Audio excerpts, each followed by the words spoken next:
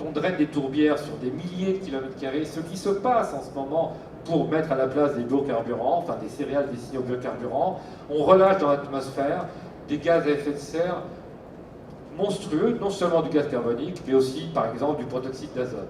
Tout ça réuni signifie une chose qui est désormais admise. On peut parler d'un consensus scientifique. C'est très important que vous reteniez cela aussi, parce que il n'y a pas de contestation sur ce que je suis en train de vous dire. Il n'y a pas de contestation scientifique, il y a pratiquement consensus.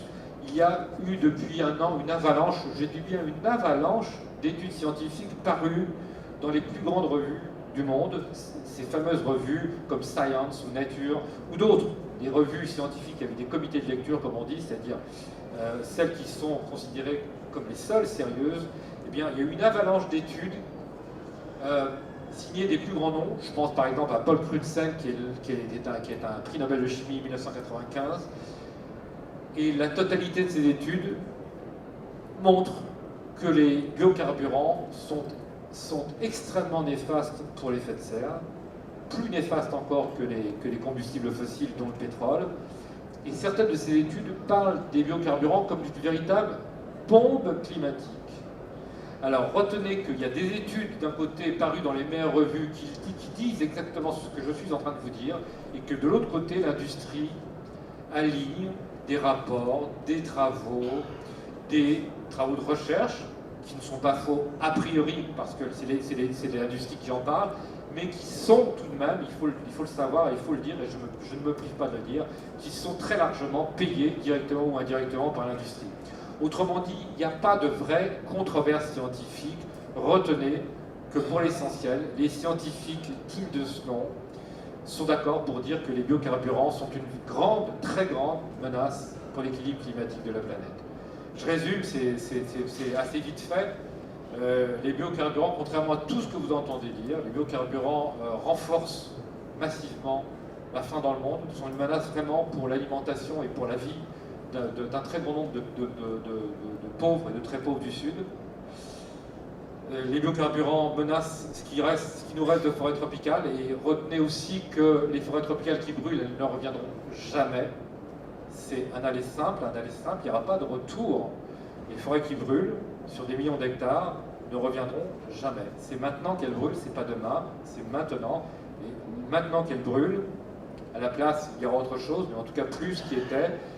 Et la biodiversité qu'elles abritent, qui est une biodiversité absolument unique au monde, cette biodiversité disparaît avec elle. Donc biodiversité, déforestation massive, et puis bombe climatique. Je crois que le bilan est assez éloquent et accablant.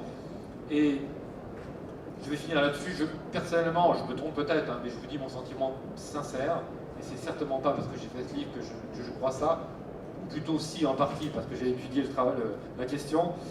Moi, je me suis convaincu et je suis convaincu, et je vous le dis, qu'il n'existe probablement pas d'enjeu humain plus important aujourd'hui, plus urgent, je dirais, que la question des biocarburants.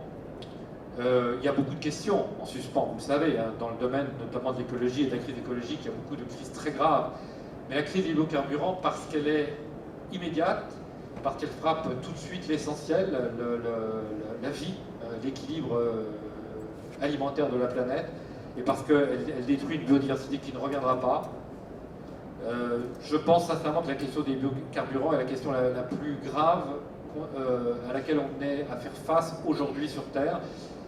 Et je pense, et je suis convaincu tout autant, que nous devrions, en France, de façon urgente, urgentissime, créer une vaste coalition.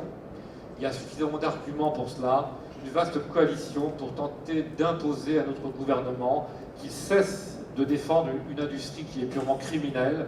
Je sais le sens des mots, et si je vous dis que c'est une industrie criminelle, c'est tout simplement parce que je le pense. Il s'agit d'une industrie criminelle.